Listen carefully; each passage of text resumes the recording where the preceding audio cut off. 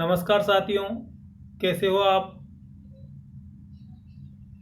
पिछले व्याख्यान में हमने अरस्तु द्वारा बताए गए नागरिकता के सिद्धांतों का वर्णन किया था, जिसके तहत ये बताया गया था कि अरस्तु समाज के किन किन लोगों को, किस किस वर्ग को नागरिकता देने के पक्ष में है, वह किन लोगों को एवं किन समूह के लोगों को नागरिकता के अधिकार से वंचित रखता है।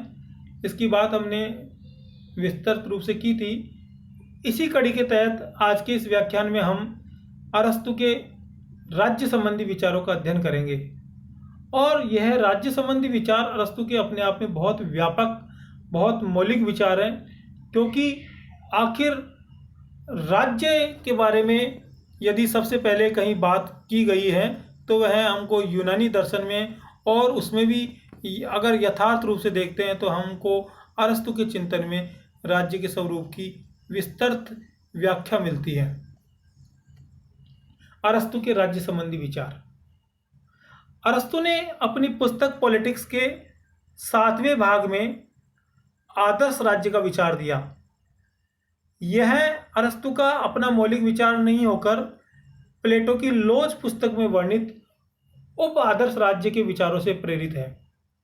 जैसा कि मैंने जब प्लेटो का अध्ययन करवाया था तो मैंने आपको बताया था कि प्लेटो ने जब अपने जीवन की अंतिम पड़ाव में, जीवन की अंतिम अवस्था में लोज पुस्तक की रचना की, तो उन्होंने आदर्श राज्य की कल्पना को छोड़कर यथार्थ और वास्तविक राज्य के दृष्टिकोण का एक मोटा सा पैमाना, एक मोटा सा खाका उन्होंने तैयार किया और उसको उन्होंने उपादर्श राज्य का नाम दिया। और यही उपादर्श राज्य का विचार अरस्तु के आदर्श राज्य के विचार या अरस्तु के आदर्श यथार्थवादी राज्य के विचार कहलाते हैं। अरस्तु राज्य की उत्पत्ति के विकासवादी सिद्धांत का समर्थन करता है और इसे आधुनिक रूप बर्गेस एवं मैकाइवर ने दिया। अब आप लोगों को यह समझना होगा कि राज्य का विकासवादी सिद्धांत क्या है, राज्य उत्पत्ति का ये विकासवादी सिद्धांत क्या है। देखिए मित्रों, राज्य की उत्पत्ति के कुल 6 सिद्धांत राजनीति विज्ञान की दृष्टि से हम पढ़ते हैं, और उनमें सबसे मौलिक और सबसे वास्तविक, सबसे उपयुक्त जो सिद्धांत है वह है विकासवादी सिद्धांत। इससे पूर्व 5 सिद्धांत और प्रचलित थे, जिनमें सबसे पहला सिद्धांत है दैवीय उत्पत्ति का सिद्धांत, फिर मातृ सत्तात्मक सिद्धांत, पितृसत्तात्मक सिद्धांत, शक्ति का सिद्धांत, सामाजिक समझौतावादी सिद्धांत, और अंतिम यह है विकासवादी सिद्धांत। और विकासवादी सिद्धांत राज्य की उत्पत्ति का वास्तविक, यथार्थवादी और सत्य के अधिक नजदीक ये सिद्धांत है, क्योंकि राज्य ना समझौते का परिणाम है, राज्य ना देवताओं के माध्यम से उत्पत्ति, राज्य की उत्पत्ति ना देवताओं के माध्यम से की गई है, राज्य ना शक्ति का परिणाम है, अभी तो राज्य विकास का परिणाम है। राज्य धीरे धीरे कई वर्षों के कालांतर में जो सामाजिक, राजनीतिक, धार्मिक और अन्य प्रकार की जो उन्नति हुई, तरक्की हुई, उन सब तथ्यों का सारगर्भित रूप से एक कॉमन एस्पेक्ट है। और यह विकासवादी सिद्धांत ज़्यादा तर्कसंगत है, ज़्यादा यथार्थवादी है। तो अरस्तु भी राज्य के उत्पत्ति के विकासवादी सिद्धांत का समर्थन करता है। तो इस हिसाब से अरस्तु का सिद्धांत बड़ा आधुनिक माना जा सकता है, क्योंकि इतने वर्षों पूर्व, लगभग 2300 साल पहले राज्य की उत्पत्ति के विकासवादी सिद्धांत का समर्थन करना यह अपने आप में बहुत बड़ी बात है, क्योंकि उस समय ज़्यादातर चिंतक ये मानते थे कि राज्य की उत्पत्ति देवताओं ने की, और देवी उत्पत्ति के सिद्धांत का ही उन्होंने समर्थन किया। अरस्तु कहते हैं कि राज्य मनुष्य की सामाजिक एवं राजनीतिक प्रवृत्ति का परिणाम है। जो सामाजिक गतिविधियां होती हैं, जो राजनीतिक विकास होता है, राजनीतिक दृष्टिकोण से जो नए नए आयाम, नए नए सिद्धांत अधिरोपित किए जाते हैं, उनका परिणाम है राज्य। क्योंकि राज्य एक दिन में नहीं बनता, राज्य मनुष्य की गतिविधियों के विकास, सने सने विकास का परिणाम है। अरस्तु कहते हैं कि सबसे पहले विवाह से पूर्व परिवार नामक संस्था की स्थापना की जाती है। कई परिवारों को मिलाकर कुटुंब और इन कई कुटुंबों से मिलाकर गांव की स्थापना की जाती है और कई गांवों को मिलाकर एक नगर राज्य बनता है। अरस्तु इस प्रकार की बात अपने सिद्धांतों में करता है कि व्यक्ति और व्यक्ति जब समूह में रहता है तो परिवार बनता है, परिवार से फिर समाज बनता है, कुटुंब बनता है और फिर ये कुटुंब गांव में रूपांतरित हो जाता है और फिर वो गांव नगर राज्यों में तब्दील हो जाते हैं। तो इस प्रकार की अरस्तु बात करता है और नगर राज्य की बात अरस्तु यहाँ अपने सिद्धांतों में करता है।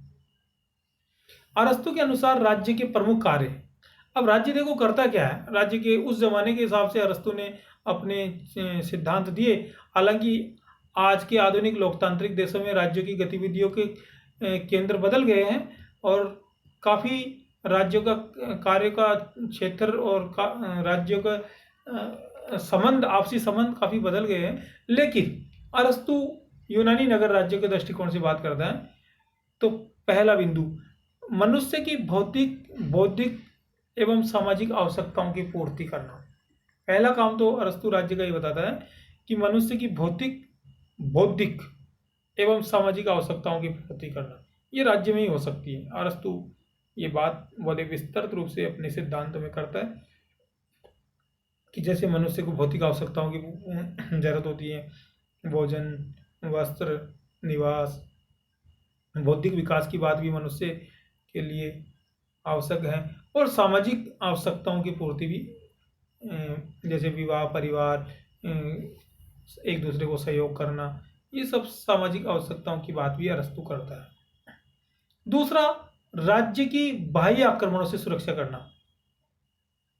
ये भी राज्य का काम है कि अपने जो सीमा क्षेत्र है उनकी बाह्य आक्रमणों से राज्य सुरक्षा करे, अपनी भी सुरक्षा करे और उसमें निवास करने वाले नागरिकों की और निवास करने वाले लोगों की भी सुरक्षा करे। नागरिकों के अंदर सद्गुण पैदा करना, नागरिकों में नैतिकता पैदा करना। अरस्तु इसको राज्य का प्रमुख कार्य मानता है कि नागरिकों में सद्गुण राज्य ही पैदा करता है। राज्य के माध्यम से ही नागरिकों में नैतिकता के गुण आते हैं, सद्गुण के गुण समाहित होते हैं। तो अरस्तु इसकी बात अपने सिद्धांत में करता है और इसको प्रमुख स्थान देता है, इसको प्रमुख दर्जा देता है। अरस्तु कहते हैं कि राज्य की उत्पत्ति जीवन के लिए हुई है और वह सद्जीवन की प्राप्ति के लिए अस्तित्व में बना हुआ है। लोगों के जीवन की सुरक्षा के लिए राज्य अस्तित्व में आया, क्योंकि अगर राज्य नहीं होगा तो फिर तो मत्स्य न्याय हो जाएगा कि जिस प्रकार समुद्र में बड़ी मछली छोटी मछली को खा जाती है और उससे बड़ी मछली उसको खा जाती है, यानी सारी मछलियां अपने आप को असुरक्षित महसूस करती हैं और बहुत सी छोटी छोटी मछलियां मिलकर बड़ी मछली को खा जाती हैं। तो इस प्रकार सारी मछलियां समुद्र में अपने आप को असुरक्षित महसूस करती हैं। तो यहाँ भी अगर राज्य नहीं होगा तो लोगों के जीवन का अस्तित्व खतरे में होगा, लोग एक दूसरे की जान के दुश्मन होंगे। तो राज्य की उत्पत्ति किस लिए हुई? जीवन के लिए हुई है और फिर वह सद्जीवन की प्राप्ति के लिए अस्तित्व में बना हुआ है। यानी जीवन तो हो गया, जीवन तो प्रोटेक्ट हो गया, सुरक्षित हो गया, लेकिन केवल सांसें चलना, केवल भोजन करना, केवल निवास करना ही जीवन नहीं है। जीवन हो तो सद्जीवन हो, यानी अच्छा जीवन हो, आदर्शपूर्ण जीवन हो, जिसको जीने में मजा आए, जिसको जीने में अच्छा लगे। तो ऐसे जीवन की अरस्तु अपने सिद्धांत में बात करता है। अरस्तु के राज्य की प्रमुख विशेषताएं।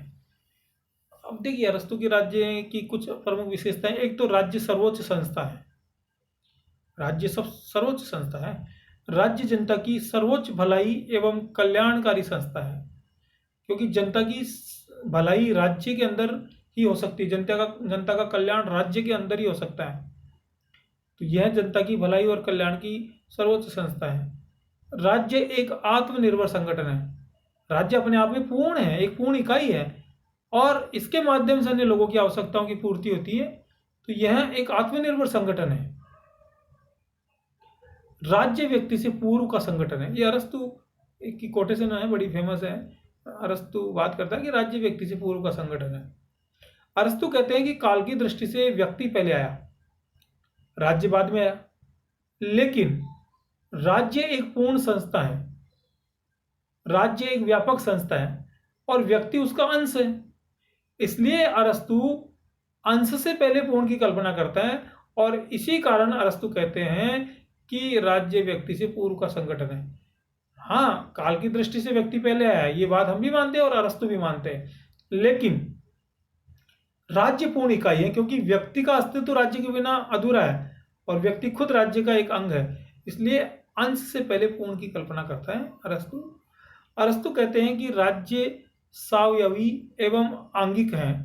इसका तात्पर्य है कि राज्य शरीर के अंगों के समान है और व्यक्ति उसके राज्य शरीर है और व्यक्ति उसके अंगों के समान है। राज्य को शरीर की संज्ञा दी है अरस्तु ने, और व्यक्ति जो उसमें निवास करने वाले लोग हैं उनको शरीर के अंगों की संज्ञा दी कि हाथ, कान, नाक अलग अलग प्रकार के अंगों के समान हो। तो ये एक राज्य का सावयव सिद्धांत है। कई बार वृक्ष से तुलना की जाती है, कई बार मनुष्य से तुलना की जाती है। वोलेंस्लिक तो यहाँ तक कहते हैं कि राज्य पुरुष का प्रतीक है और चर्च महिला का प्रतीक है। उन्होंने राज्य को पुरुष का प्रतीक बताया और चर्च को महिला का प्रतीक बताया, ये वोलेंस्ली कहते हैं। तो मित्रों, आज के इस व्याख्यान में इतना ही, और इससे आगे की बात हम अगले व्याख्यान में करेंगे। आप सभी को धन्यवाद।